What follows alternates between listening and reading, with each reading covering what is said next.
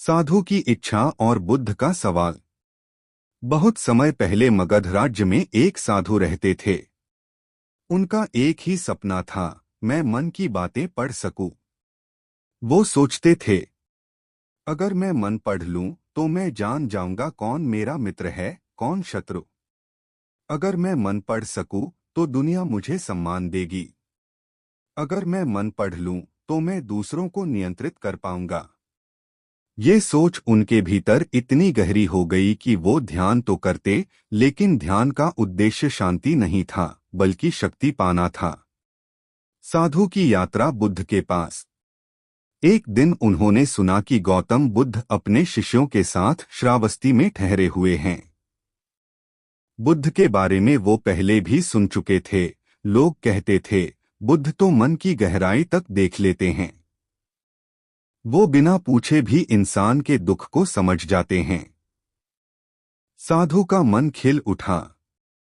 यही तो मैं चाहता हूं। अगर बुद्ध के पास यह शक्ति है तो मुझे भी यह मिल सकती है।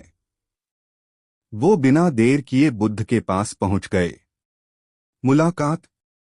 साधु ने प्रणाम किया और कहा, भगवान, मुझे एक वरदान चाहिए।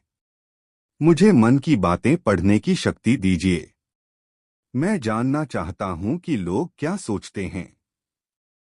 बुद्ध ने साधु को देखा। उनकी आंखों में गहरी करुणा थी। उन्होंने शांत स्वर में कहा, तुम मन की बातें क्यों पढ़ना चाहते हो? साधु थोड़े चौंके।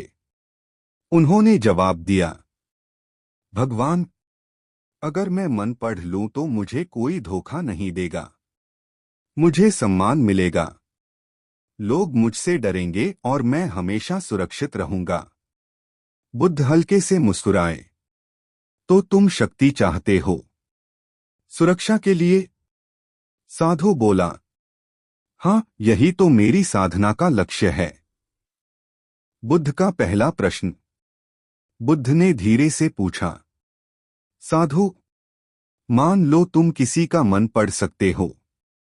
अगर तुम देखो कि कोई व्यक्ति तुम्हारे बारे में बुरा सोच रहा है, तुम्हें गाली दे रहा है, तुम्हारे लिए ईर्ष्या रखता है, तो क्या तुम खुश रहोगे या दुखी? साधु एकदम चुप हो गया। उसने सोचा, अगर सच में ऐसा हुआ तो शायद उसे गुस्सा आएगा, दुख होगा। बुद्ध ने आगे कहा, और मान लो किसी का मन तुम पढ़ो और पता चले कि वह सिर्फ अपने स्वार्थ के लिए तुम्हारे पास है, वह भीतर से तुम्हारा मित्र नहीं, तो क्या तुम्हारा विश्वास टूटेगा या नहीं? साधु और भी असमंजस में पड़ गया। सत्य का दर्पण।